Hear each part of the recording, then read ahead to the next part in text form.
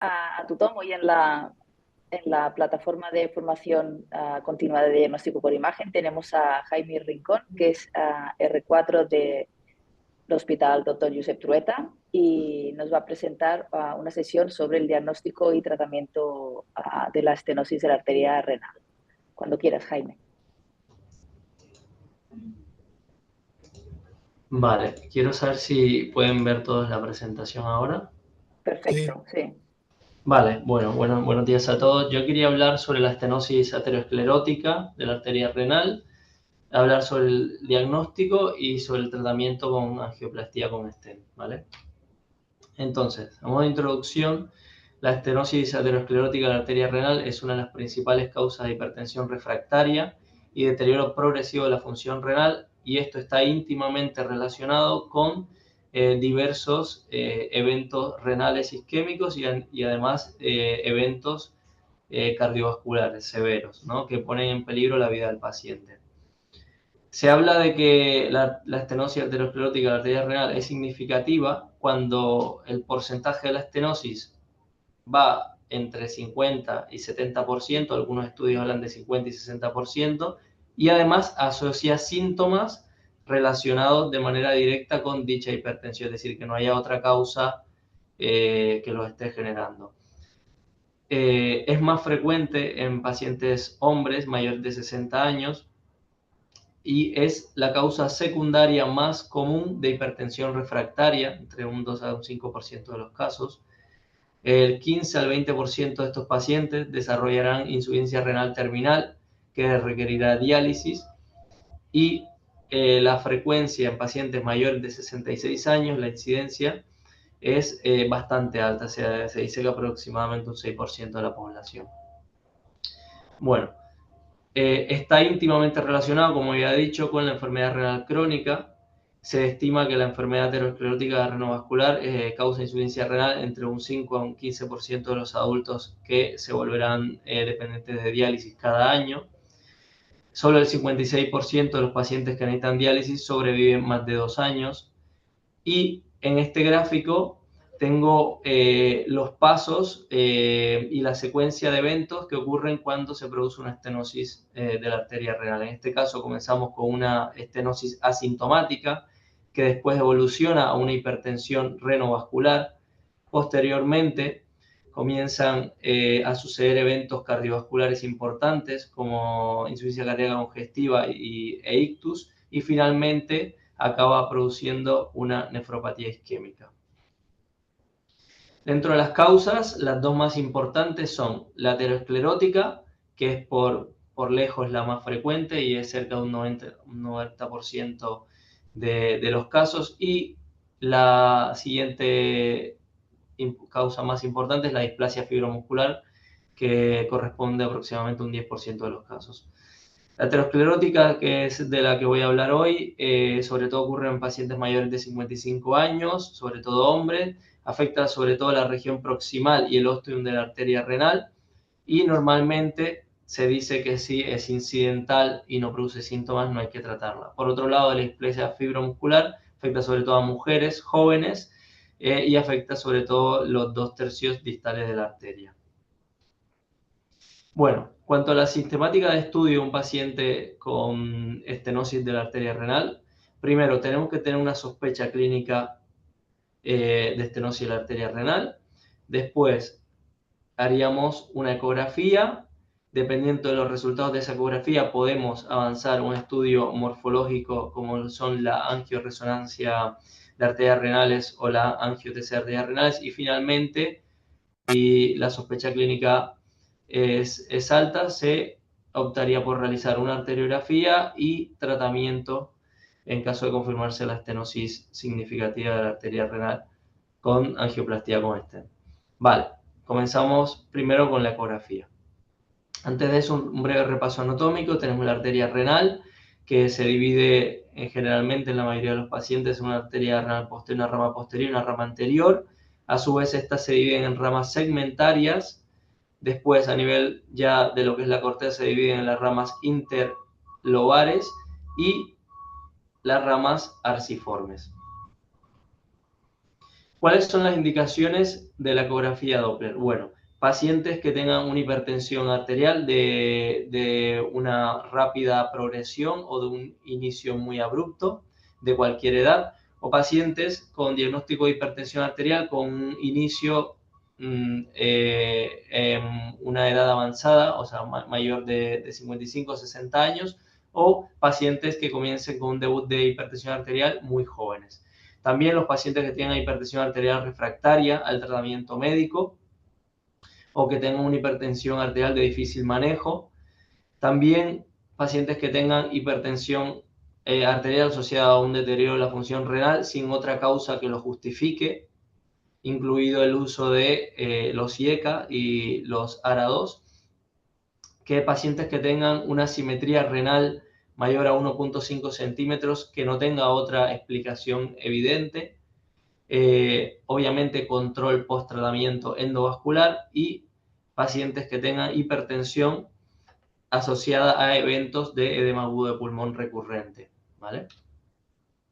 Ahora, este es un claro ejemplo, un paciente con una simetría del tamaño renal, donde vemos este riñón de un tamaño y morfología normal con un adecuado grosor cortical y este otro riñón disminuido de tamaño y con una cortical adelgazada. Bueno, la ecografía y Doppler de la arteria renal. Por un lado, nos permite con las imágenes en 2D una evaluación morfológica bastante buena, sobre todo en pacientes delgados, y en el estudio Doppler nos permite una evaluación del flujo y además graduar el grado de estenosis con una alta sensibilidad y especificidad de la técnica. Vale. Los parámetros que estudia básicamente son la velocidad de pico sistólico, la velocidad telediastólica, el índice de aceleración y el tiempo de aceleración, y a través de estos puede hacer distintos cálculos como son los ratios arterio-renal y el índice de resistencia. En esta gráfica explicamos cuáles son cada uno de estos parámetros. Aquí tenemos el índice de aceleración, se mide en este ascenso del pico sistólico, del ascenso sistólico, en esta curva de velocidad de tiempo, en la cual tenemos el pico, la velocidad de pico sistólico, que es la velocidad más alta dentro de la sístole. Después tenemos la velocidad de telodiástole o velocidad de caída diastólica, el tiempo de aceleración, que es el tiempo que tarda en producirse la pendiente de aceleración, y el índice de aceleración. Ahora, en la ecografía de la arteria renal normalmente tenemos dos abordajes principales, que son el abordaje en la región mesogástrica para divisar la aorta y la salida de las arterias renales, como vemos en esta gráfica, y después tenemos un abordaje del mismo riñón para ver las arterias segmentarias e interlobares y poder hacer los cálculos indirectos, ¿vale? En cuanto a los parámetros directos que se pueden medir, normalmente se miden a nivel de la estenosis que encontremos. El parámetro más importante es la velocidad de pico sistólico, pero puede tener variabilidad en pacientes con hipertensión arterial sin estenosis, ¿no? Se dice que una velocidad de pico sistólico menor de 150 centímetros por segundo es normal, y velocidades mayores entre 180 y 200 se dice que te habla de una estenosis mayor al 60%, es decir, una estenosis significativa de la arteria renal. Algunos valores intermedios son indeterminados. Como otro parámetro directo tenemos la velocidad telediastólica, que se dice que un valor mayor a 150 centímetros por segundo habla de una estenosis mayor al 80%, y después el cociente aortorrenal mayor de 3,5 habla de una estenosis significativa de la arteria renal. En cuanto a los parámetros indirectos, que son los que se suelen medir a nivel del riñón, tenemos el más importante, índice de resistencia, que es un cálculo que se realiza entre la velocidad de pico sistólico restada con la velocidad telediastólica sobre la velocidad de pico sistólico. Normalmente se realizan de 3 a 6 mediciones, se hacen promedio y se escoge la que tenga mejor técnica para que dé un resultado más fidedigno. En los valores normales de los riñones se encuentran entre 0,6 y 0,7. y normalmente, si tiene un valor muy alto, mayor de 0,8, sugiere disfunción renal y mal pronóstico. En la práctica lo que se suele hacer es se compara el índice de resistencia entre los dos riñones y si se observa una diferencia mayor al 5%, una diferencia más grande que el 5%, el riñón con menor índice de resistencia de los dos es el que suele estar afectado en este caso. Además, otro parámetro importante indirecto es la morfología parvus-tardus, que ahora la voy a explicar más detalladamente. El índice de aceleración ha aumentado y el volumen picosistólico intraparenquimatosa no tiene una gran utilidad para la evaluación de la estenosis renal. Ahora, esto sería una curva normal, como había explicado anteriormente, con un ascenso sistólico bastante acelerado y bastante pronunciado, una caída rápida y después una velocidad telediastólica normal. Y esta sería una típica curva, un paciente en una arteria interlobar, en una arteria con flujo postestenótico, que se ve una disminución de la pendiente, una disminución del índice de aceleración con un alargamiento del tiempo de aceleración, una disminución de los picos sistólicos, del pico sistólico y un aumento de la velocidad telediastólica. Esta es una clara curva de un paciente de una arteria distal post-estenosis de la arteria renal. Vale, y ahora con este ejemplo práctico tenemos un paciente con una estenosis de la arteria renal en el cual vemos una disminución, una leve disminución del tamaño renal. Vemos a nivel de la arteria renal derecha un aliasing, que es un fenómeno que se ve cuando hay un aumento acelerado del flujo turbulento a nivel de la arteria estenótica. Después tenemos una marcada elevación de la velocidad de pico sistólico a nivel de la estenosis. Y finalmente a nivel de las arterias interlobares vemos una disminución del índice de aceleración y aumento de los tiempos de aceleración con aumento del BTD, sugestivo de una estenosis de la arteria renal significativa en este caso.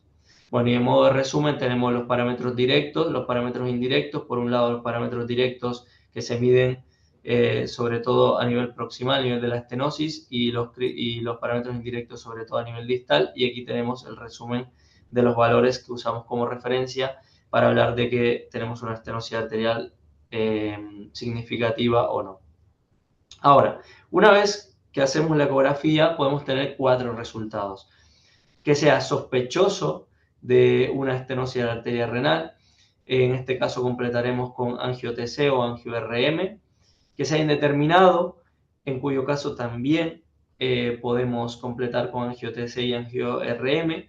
En los casos claramente positivos y sugestivos de estenosis de la arteria renal, algunos artículos dicen que se puede ir directamente al estudio arteriográfico, pero lo cierto es que en la práctica siempre necesitaremos de un estudio anatómico, como es el angio-TC y el angio-RM, para poder hacer una correcta evaluación de la anatomía y previo a una arteriografía, ¿no?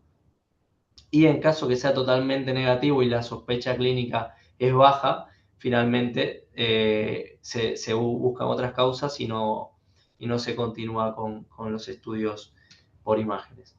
Vale, entonces, ya hablamos de la ecografía, ahora vamos a hablar del siguiente paso, que es hacer angioresonancia o angio-TC de las arterias renales.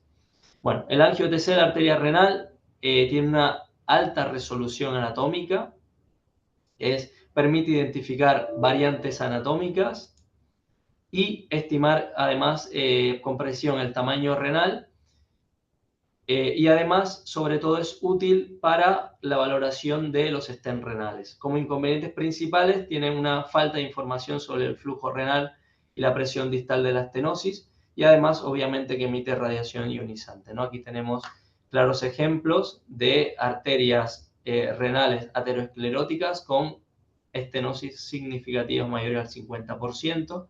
Y además el TAC nos permite hacer reconstrucciones volumétricas en 3D para una mejor interpretación de la estenosis. Aquí tenemos otros ejemplos de estenosis significativa de la arteria renal. En este caso vemos una clara disminución del calibre de la arteria renal izquierda asociado a infartos renales. En este caso vemos una oclusión de la arteria renal derecha con un infarto renal derecho y disminución del tamaño del mismo. Y aquí tenemos reconstrucciones volumétricas que nos permiten ver una estenosis severa, crítica, de la estenosis de la arteria renal izquierda.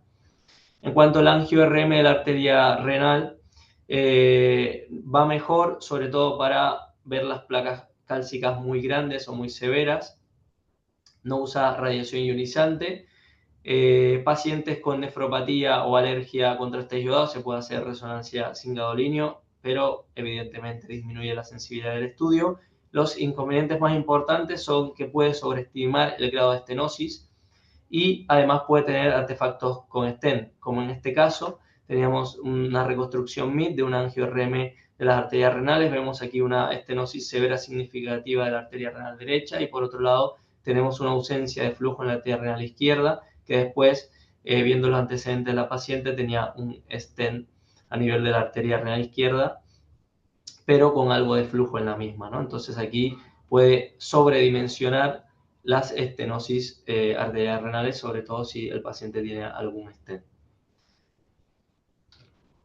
Este es un ejemplo de un angio-RM de la arteria renal, donde se ve una estenosis significativa de la arteria renal derecha con algo de atrofia del mismo riñón. Bueno, una vez que tenemos una sospecha clínica clara, un paciente que además ha tenido síntomas por estenosis de la arteria renal, hacemos los estudios por imágenes y finalmente se decide, el siguiente paso es hacer una arteriografía diagnóstica y evaluar si es necesario tratamiento con angioplastía de la arteria renal. Entonces, la arteriografía de la arteria renal, como es un método invasivo por el cual a través del uso de guías y catéteres vamos a realizar una arteriografía y vamos a pintar la arteria renal y vamos a tener, es el gol estándar para la evaluación anatómica y para la graduación de la estenosis de la arteria renal. Como vemos en estos casos, aquí tenemos una arteriografía de la arteria renal derecha donde no se observa una estenosis significativa, pero por el otro lado tenemos una arteriografía de la arteria renal izquierda donde se ve una clara estenosis significativa, crítica, casi oclusiva de la arteria renal, pero con un flujo distal preservado. Y en cuanto a la angioplastía con stent de la arteria renal, básicamente consiste en la colocación de stents que normalmente tienen asociado un balón y mediante esta técnica podemos expandir y disminuir el grado de estenosis de la arteria renal en cuestión. Aquí tenemos un ejemplo gráfico de una angioplastía con stent de la arteria renal derecha. Vale, para explicar los pasos de la angioplastía con stent, primero voy a mostrar un caso clínico de una paciente de 78 años con hipertensión arterial renovascular, que actualmente se encontraba en tratamiento con carvedilol, enlodipino y espironolactona, con tres fármacos. Tenía como antecedente importante una estenosis de la arteria renal izquierda que requirió angioplastía renal con stent en 2015. Actualmente se encontraba con una disnea en estudio por cardiopatía, pero sin ningún ingreso por insuficiencia cardíaca descompensada en los últimos meses y años. Se le realizó un estudio ecográfico renal que era bastante limitado por la complexión de la paciente y por la presencia del stent, que mostraba índices de resistencia normales. Se completó este estudio con una angioresonancia que era la que había mostrado anteriormente, donde se observaba esta estenosis en la arteria renal derecha y una ausencia de flujo en la arteria renal izquierda. Tener en cuenta estos parámetros y que la paciente estaba sintomática, aunque todavía faltaban hacer algunas pruebas por cardiología, se decidió completar estudio con una arteriografía de la arteria renal. Además, la paciente tenía una hipertensión que no se acaba de controlar del todo a pesar de los fármacos. Vale. Los materiales que usamos para la realización de esta técnica, normalmente usamos un AUCA 2 set de micropunción para obtener el acceso vascular, que el más frecuente es por la vía femoral. Necesitamos introductores cortos y en caso de requerir la angioplastía necesitaremos unos introductores largos, guías, y además hay un consenso desde hace muchos años que los mejores stent para este tipo de procedimientos son los stent que van montados sobre balón expansible, que son este tipo de stent, porque tienen una muy buena fuerza radial y una correcta liberación y permiten una mejor resolución de la estenosis de la arteria renal. Aquí tenemos el introductor largo que usamos, uno de los que usamos en nuestro hospital, y todos los materiales que ya he ido mencionando. En cuanto al procedimiento, lo primero, obviamente, la asepsia y la colocación de los campos estériles.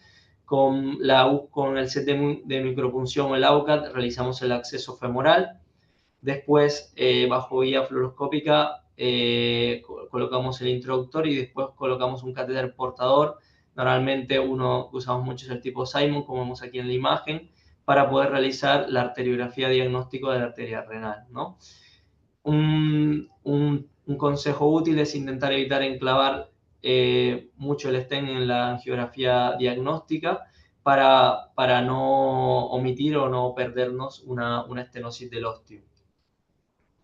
Entonces, en este caso, hicimos una arteriografía de la arteria renal derecha y se puede medir el grado de estenosis de la arteria renal de forma manual o automática, ¿no? En caso de la mayoría de los aparatos cuentan con un software que permite la medición automática de la estenosis de la arteria renal, que en este caso la arteria renal derecha tenía una estenosis que era leve, que no era una estenosis significativa.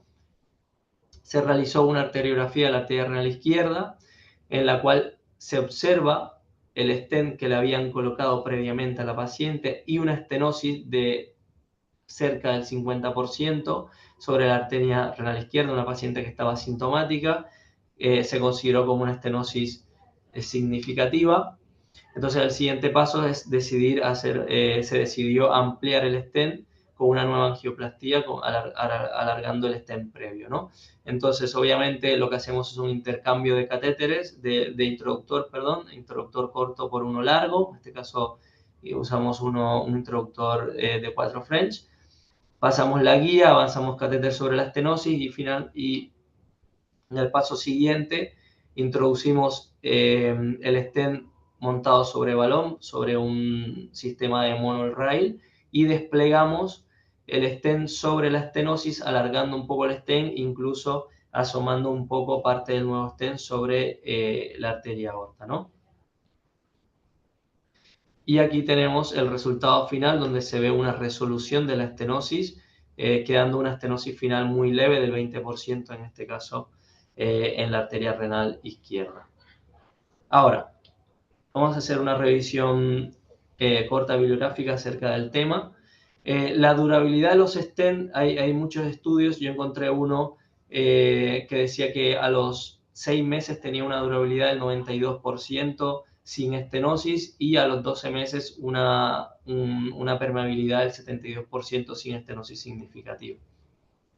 En cuanto a las complicaciones, son infrecuentes. En la mayoría de los estudios marcaban que son infrecuentes. Pueden haber complicaciones a nivel renal y a nivel del sitio de punción del acceso femoral. Las más frecuentes pueden ser insuficiencia renal asociada a los medios de contraste, que esto está disminuyendo por los nuevos medios de contraste que son menos dañinos sobre el riñón. Insuficiencia renal ateroembólica. También se ven algún porcentaje relativamente considerable de oclusión trombótica de la arteria renal, oclusión de alguna rama de las arterias renales.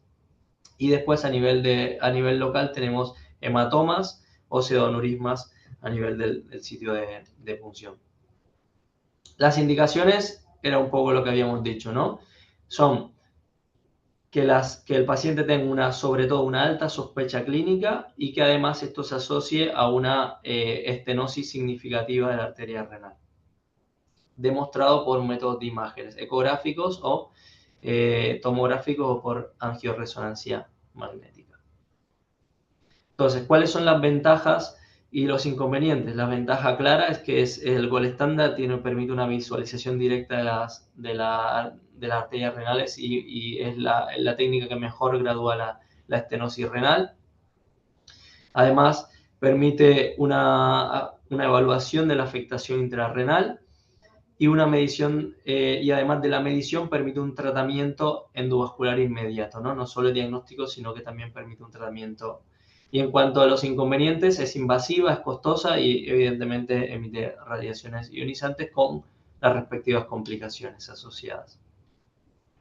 Ahora, un poco de historia del procedimiento. Antes de los años 70 no había muchos procedimientos y opciones de tratamiento. Los pacientes que tenían hipertensión refractaria y que tenían síntomas graves, finalmente se les terminaba haciendo una nefrectomía. A partir de los años 70 se comenzaron a implementar otras técnicas como la endarterectomía y colocación de injertos, pero con muy malos resultados, muy alta morbimortalidad. A partir del año 78 se comenzaron a publicar angioplastías con balón que tenían buenos resultados iniciales, pero que tenían un alto grado de restenosis bastante pronta, bastante rápida. Estos tratamientos no tenían mucha duración. Después comenzaron a realizar estudios en los cuales se demostró que la angioplastía con stent tenía mejor tasa de durabilidad y menor grado de restenosis, por lo cual es la técnica que actualmente se emplea.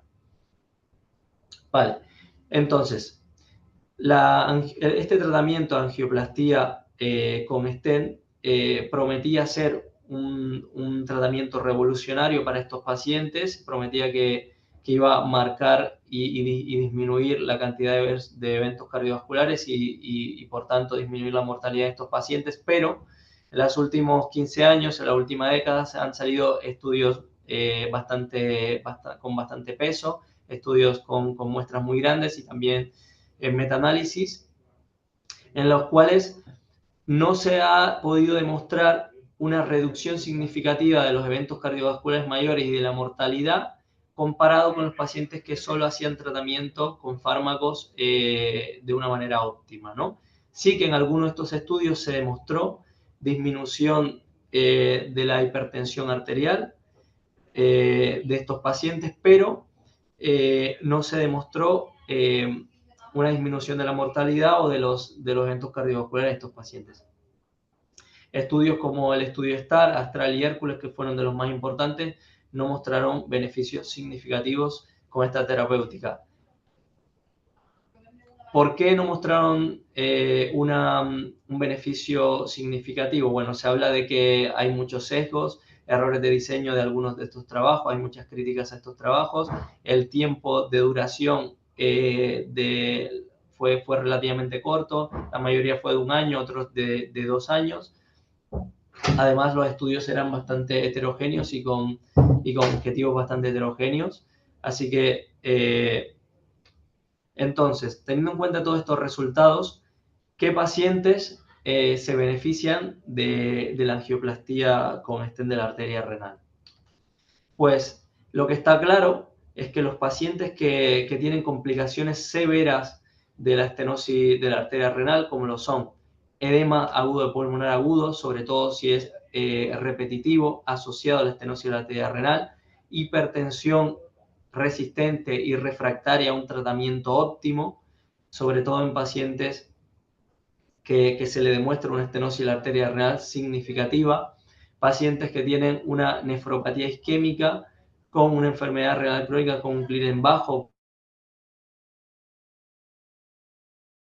debajo de los 45 mililitros por minuto, son los pacientes que más se benefician de este tipo de tratamiento.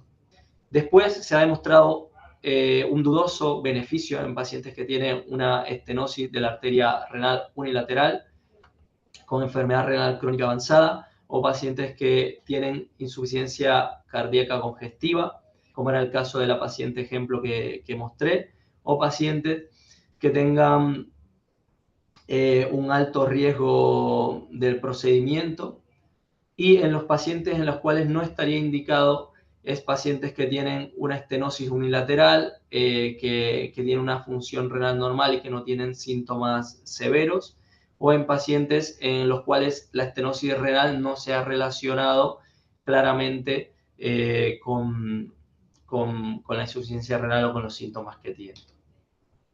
Ahora, aquí voy a mostrar un ejemplo práctico y claro de un paciente que sí se beneficia con el tratamiento con angioplastía de la arteria renal. Por un lado, tenemos un paciente que tenía una clara estenosis significativa de la arteria renal con un aumento evidente en los picos sistólicos, además con una disminución leve del tamaño renal, pero con un adecuado grosor cortical, y demostrando además por otros métodos, por imágenes, que tiene una estenosis significativa de la arteria renal.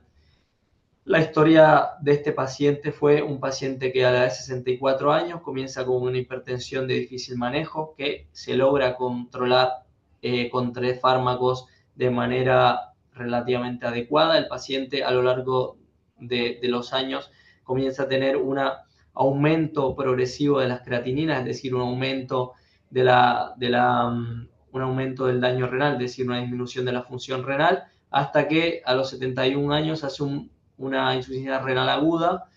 En ese momento se encontraba con múltiples fármacos antihipertensivos a máxima dosis y se le tiene que descontinuar, dado esta falla renal, los IECAS o en este caso los ARA2. A partir de la discontinuidad de estos fármacos, el paciente tiene un nuevo empeoramiento drástico y brusco de las presiones arteriales, con un alto riesgo de presentar eventos cardiovasculares y además con signos claros y evidentes de fallo cardíaco. En este paciente se realiza una colocación de stent de la arteria renal y posterior a esto no solo tiene una clara mejoría de la función renal, sino que tiene una disminución de la presión arterial. Este es un típico y claro caso de un paciente que sí que se beneficiaría del tratamiento con angioplastía con stent. Bueno, a modo de conclusiones, la estenosis de la arteria renal es la principal causa de hipertensión secundaria y está íntimamente relacionada con múltiples complicaciones y eventos cardiovasculares. Ante una sospecha clínica de estenosis de la arteria renal, se tienen que realizar estudios por imágenes, como son la ecografía, que es el de primera línea, y se puede, si la sospecha clínica es alta, completar el estudio con angio-TCI y angio-RM de la arteria renal. En un paciente con una alta sospecha de estenosis de la arteria renal, clínica o por imágenes, y con una repercusión clínica significativa y relacionada a esta estenosis de la arteria, se debería intentar realizar un tratamiento médico, pero si se tratan de un paciente de muy alto riesgo o un paciente que tiene una, una falta de respuesta al tratamiento médico, este paciente es candidato a hacerle una arteriografía y angioplastía de la arteria renal. Bueno, muchas gracias por su atención y cualquier duda me lo pueden preguntar. Muchas gracias, Jaime, por tu presentación. Animo a los participantes en la sesión si tienen algún comentario o alguna pregunta que hacer para trasladarte. Mientras tanto, si se anima. Muy bien, Jaime, pues nada, excelente presentación, muchas gracias. La verdad que has hecho un repaso excelente. Y nada, solo quería añadir un par de cosas. Lo que hacemos después del stent es hacemos doble antiagregación también. Y si el stent es descubierto, hacemos 6 meses, doblemente antiagregación y después adiro de por vida. Y si el stent es recubierto, hacemos 1 año y después adiro de por vida. Decir que, bueno, que tampoco hay evidencia sobre la antiagregación, así que, bueno, de momento nosotros seguimos esta pauta y por ahora no nos va mal. También decir que hay que estar un poco preparado para las complicaciones. Normalmente en arterias arterioscleróticas no se suele romper la arteria. Fibrodisplasias o vasculitis como Takayasus, puede romperse la arteria, entonces tienes que tener en la sala pues los balones y sobre todo evitar que la guía sea de soporte para que puedas actuar en caso de rotura de la arteria renal, que el sangrado es bastante importante y puede llegar a pasar que no es extraño. Y nada, poca cosa más. La verdad que muy buen repaso.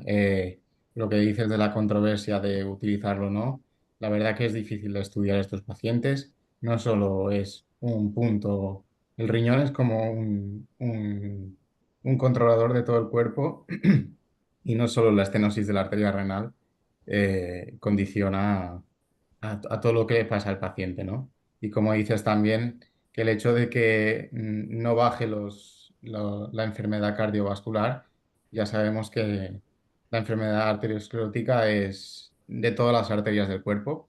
Entonces, que haya una enfermedad en el riñón no significa que solucionando la arteria renal estemos evitando que tenga un infarto o, o un ictus, ¿no? O sea, las placas de ateroma también pueden estar en las carótidas y en las coronarias y lo que yo creo que sí que ayuda es bajando la hipertensión a que no tengan eventos también hemorrágicos en el cerebro, ¿no?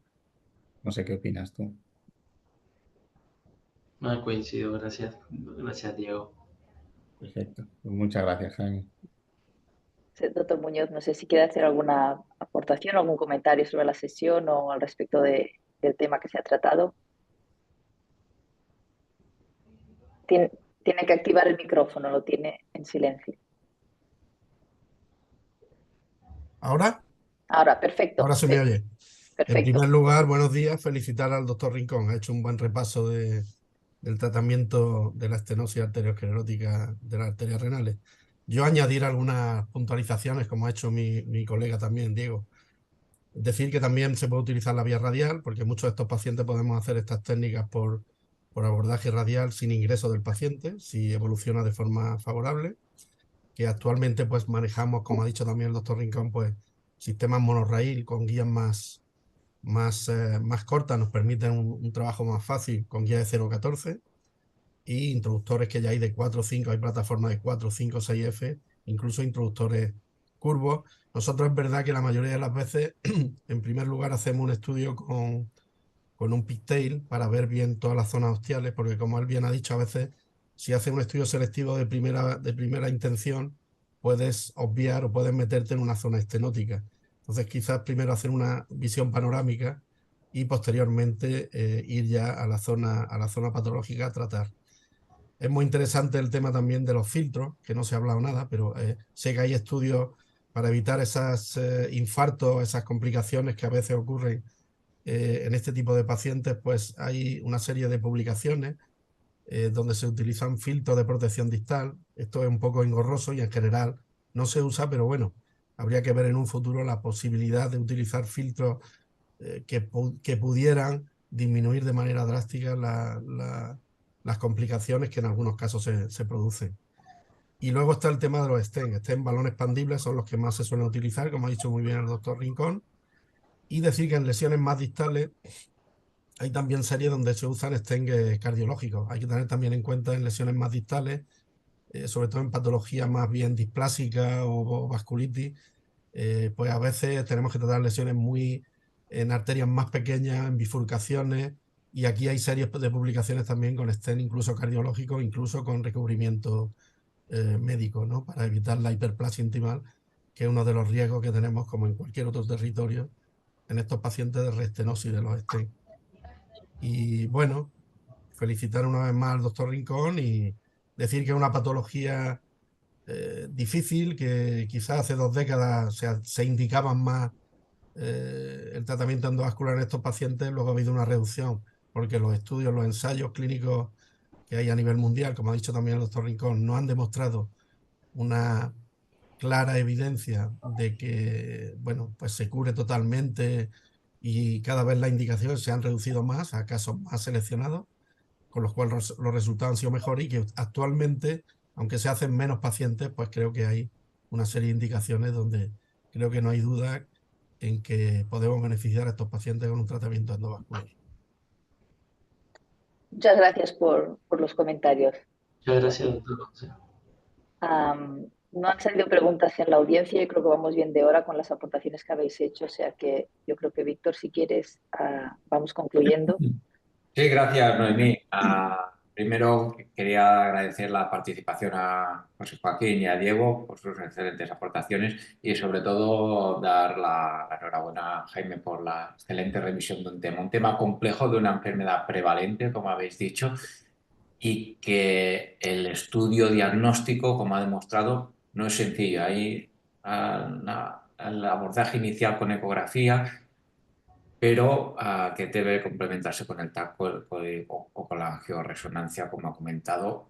Y lo que es más crucial, como ha enseñado, es la selección adecuada de pacientes. No solo tratar estenosis, sino tratar estenosis en un contexto clínico, ¿no? En pacientes con determinadas afectaciones cardiovasculares asociada a hipertensión, hipertensión refractaria o nefropatía isquémica crónica, ¿no? Estos pacientes son los que quizás hay más evidencia que se beneficien. En el resto, como ha demostrado muy bien, pues quizás se necesitan estudios que valoren bien cuál es el beneficio en términos de reducción de eventos cardiovasculares para ver si realmente estamos tratando los pacientes que hay que tratar o no, ¿no? Yo creo que es un tema interesantísimo y seguro que irá evolucionando por lo que comentabais, ¿no? Que es una entidad prevalente y la selección de casos de tratamiento es crucial para que exista un beneficio demostrado. No sé si queréis añadir algo más al tema. Yo creo que ha sido una... Totalmente de acuerdo. Pues sin más, despedimos la sesión de hoy. Os invitamos a todos a la sesión de mañana, que el ponente será David Viladés y nos hablará sobre la FFR-CT, una técnica muy reciente que nos permite valorar la reserva de flujo funcional no invasivo de las arterias coronarias. O sea que estáis todos invitados a la sesión de mañana y sin más, que paséis todos un buen día. Que vaya bien. Hasta luego. Gracias, Adiós, buenos buen días. día. Gracias.